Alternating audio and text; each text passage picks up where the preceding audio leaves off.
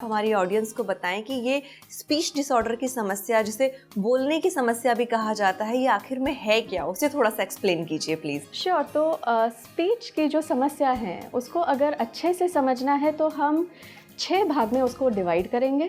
Okay, सो पहला जो भाग है उसको हम बोलते हैं आर्टिकुलेशन, यानी उच्चारण की अगर तकलीफ़ होगी तो यहाँ पे पेशेंट की हम जांच करते हैं कि वो कौन से अक्षर बराबर से बोल पाते हैं, नहीं बोल पाते हैं, किस वजह से उनको ये तकलीफ़ें होती है, क्या समस्या है।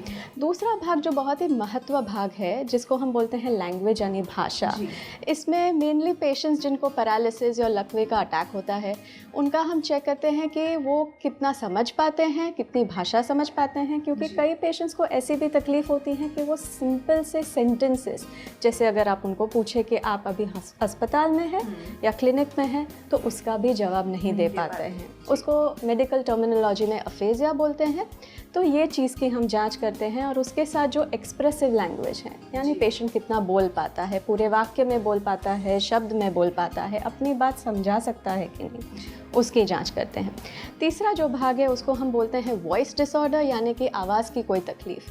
तो कई समय पे पेशेंट्स आते हैं जो एजिंग वॉइस जिसको बोलते हैं, या उनकी आवाज़ दब जाती है या सॉफ्ट हो जाती हैं। कई सिंगर पेशेंट्स भी आते हैं जो पहले जैसे सिंग नहीं कर पाते हैं, तो उसके बारे में हम जांच करते हैं कि ये क्यों हो रहा है और इसको हम कितने अच्छे से हेल्प कर सके।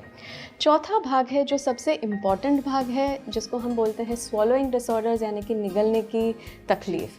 तो कई बार पेशेंट्स को जब भी पैरालिसिस होता है, लकवा होता है, तो उसके बाद उनको रेगुलर फूड जो हम लोग खाते हैं उनको निगलने में, पानी पीने में बहुत दिक्कत आती है, वेट लॉस होता है, हॉस्पिटलाइज होना पड़ता है। तो वो चीज़ें भी हम चेक करते हैं। और पांचवा जो हिस्सा है जो सीनियर सिटीज़न ग्रुप में काफ़ी कम दिखाई देता है, पर उसको हम बोलते हैं कि फ्लुएंसी डिसऑर्डर, यानी कई बार पेशेंट्स को कुछ न्यूरोलॉजिकल इम्पेयरमेंट होते हैं तो वो हकलाने लगते हैं, उनका स्पीड या उनका प्रवाह कम हो जाता है। तो ये 5 या 6 चीज़ें हैं जो ये ग्रुप में मेनली हम चेक करते हैं, और ये सब मिलके आप बता सकते हो कि कोई स्पीच, लैंग्वेज या कम्युनिकेशन की डिफ़िकल्टी है। यस।